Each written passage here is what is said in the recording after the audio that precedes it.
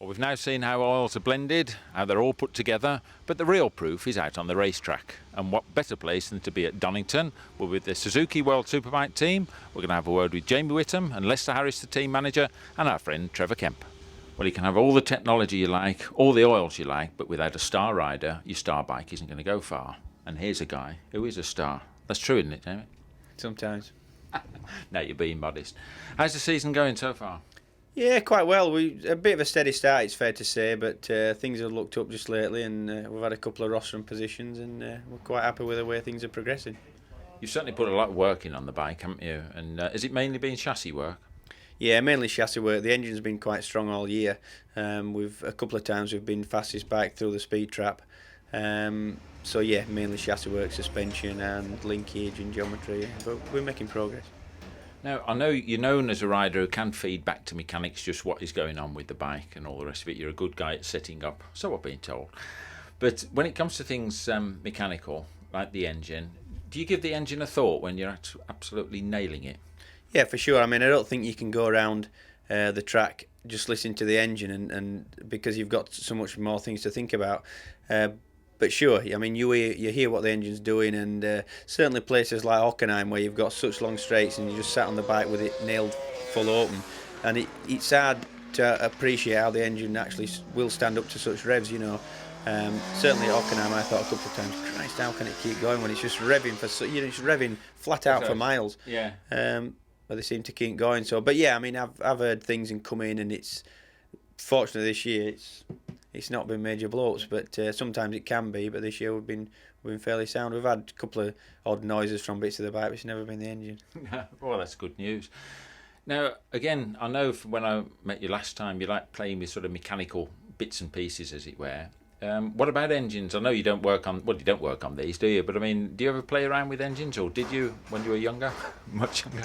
Yeah, I mean, I've always I come from a fairly sort of farming background, so I've got a big interest in anything mechanical, aeroplanes, bikes, cars, and from my point of view, it's difficult for me to sort of see how anybody could be very good at setting bikes up or giving feedback to mechanics and team managers, for example, without actually having some kind of mechanical interest stroke knowledge, you know. So, but I always have had. I'm into my mountain bikes, and I like my little trick toys, you know, little remote control planes and everything, yeah.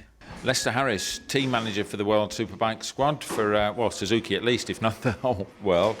How are things going so far? Yeah, it's not too bad. We made quite a lot of progress this year. We've been on the podium twice.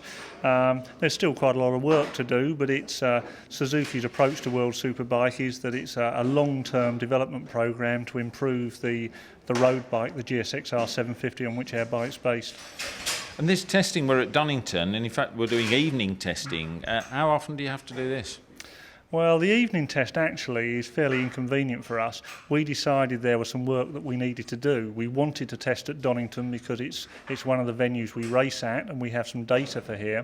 Unfortunately, circuit availability is very limited, and this was the only time we could get.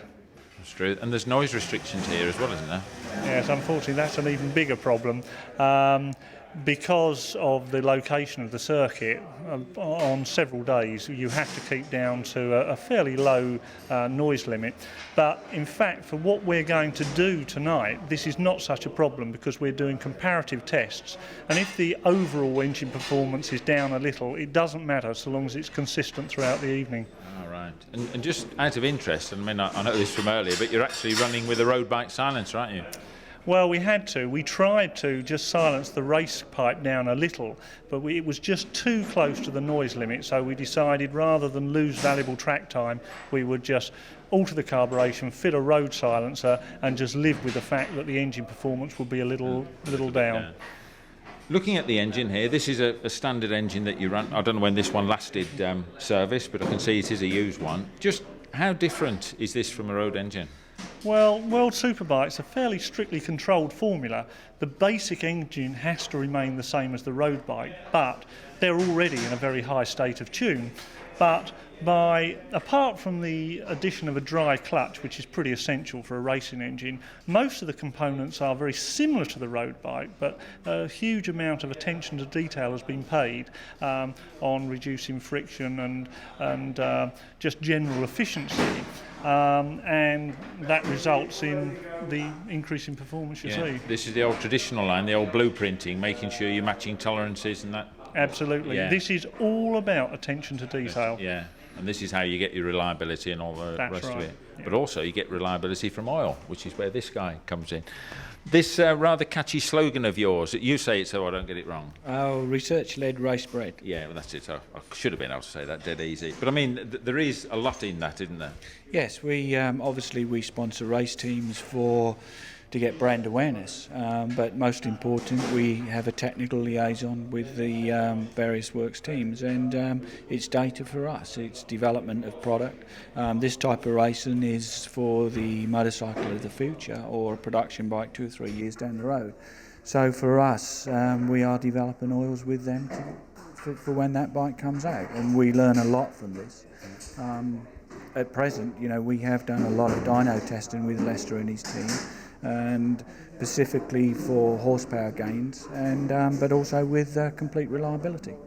Now, I know you're part of Fuchs Lubricants, that big German combine, but are Silkleen the only specialist motorcycle oil manufacturer in that? Within the Fuchs Group, we are the motorcycle brand of the Fuchs Group, and Silkleen is a brand now of the Fuchs Group. And you've decided that the best way of doing this, I mean, because you could replicate a lot of this in the laboratory, couldn't you?